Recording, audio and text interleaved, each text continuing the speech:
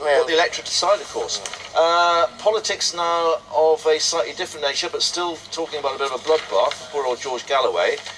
This is page 5, and of course there is a court appearance due, but we have George Galloway describing the event. I crashed to the ground thinking this man is going to kick me to death, with an authored piece there. Yeah, this was a pretty horrible incident, and whatever one thinks of George Galloway, you know, we tend not to go around beating up our politicians. You know, that's an attack on democracy, it's not an attack on an individual. Verbal fisticuffs. Verbal fisticuffs, fine, but this was a very physical thing, and the top bit is quite interesting because there's a person with the same name as the person who attacked him. We don't know if it's the same person, but somebody allegedly attacked him.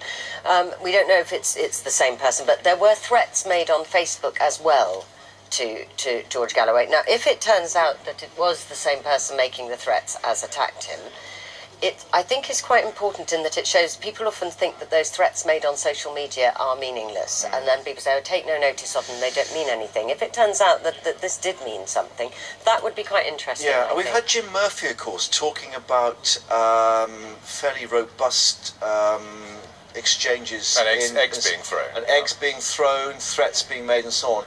And he's actually come off the campaign trail up there for a while, indicating this is not really how politics should be. Yeah, it certainly shouldn't. It certainly shouldn't be. I mean, I have very little in common in terms of my views and George Galloway's views. I think that his demands for Israel to be banned from Bradford are disgusting. But I have to say I agree with this sentence. We live in a democracy. This is him writing in the Mail.